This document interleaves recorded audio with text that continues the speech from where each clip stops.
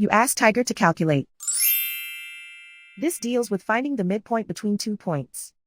The midpoint between the 2 points is 1.5, 25. Let's solve it step by step. Plot the 2 points and calculate the midpoint using the formula.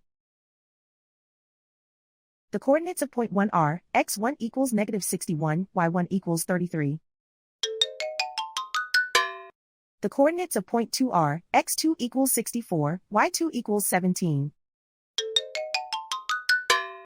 PM represents the midpoint of the 2 points.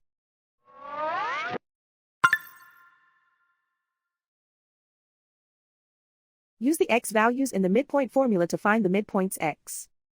x1 equals -61. x2 equals 64. Simplify the arithmetic.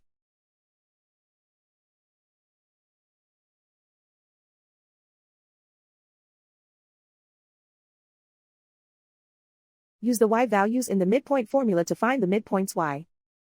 y1 equals 33.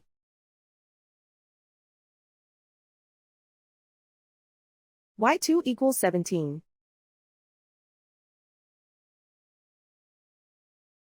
Simplify the arithmetic.